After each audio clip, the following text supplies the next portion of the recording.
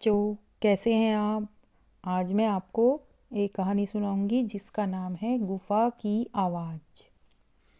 एक बूढ़ा शेर जंगल में घूम रहा था। कई दिनों से उसे खाना नहीं मिला था।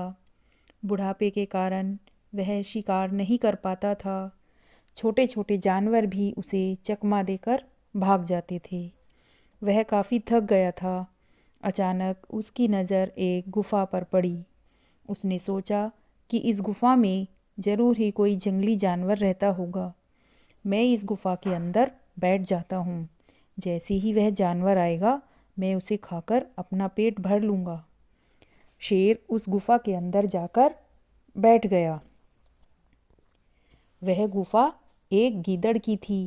गीदड़ ने गुफा के करीब आते ही शेर के पंजों के निशान देखे तो वह सब कुछ समझ गया और सोचने लगा कि इस दुश्मन से कैसे बचा जाए। फिर उसकी बुद्धि में एक बात आई। वह गुफा के द्वार पर खड़ा होकर बोला, सुन रही गुफा, तेरी मेरी एक यह बात है कि मैं बाहर से आऊँगा तो मैं तेरा नाम लेकर तुझे बुलाऊँगा। जिस दिन तुम मेरी बात का उत्तर नहीं दोगी, मैं तुझे छोड़कर किसी दूसरी गुफा में रहने चला जाऊँगा। जवाब न मिलता देख गीदड़ बार बार अपनी बात दोहराने लगा। जब गुफा में से कोई जवाब नहीं आया तो गीदड़ बार बार यही बात दोहराता रहा। अंदर बैठे हुए शेर ने गीदड़ की जब यह बात सुनी तो वह समझ गया कि गुफा गीदड़ के आने पर ज़रूर बोलती होगी। अतः वह अपनी आवाज़ को मीठा बनाकर बोला, अरे आओ आओ गीदड़ भाई, स्वागत है। अरे शेर मामा, तुम हो। बुढ़ापे में तुम्हारी बुद्धि इतना भी नहीं सोच पा रही कि गुफाएं कभी नहीं बोलती।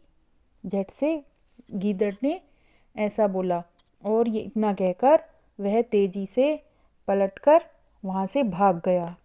शेर उसे पकड़ने के लिए गुफा से बाहर आया, किंतु तब तक वह गीदड़ वहाँ से भाग गया था। इस कहानी से हमें ये शिक्षा मिलती है कि संकट के समय में हमें बुद्धि का साथ नहीं छोड़ना चाहिए। जिस प्रकार गीदड़ ने अपनी बुद्धि का प्रयोग करके शेर को चकमा दे दिया और वहाँ से भाग गया, उसी प्रकार हमें भी अपनी समझदारी से काम लेना चाहिए। धन्यवाद बच्चों।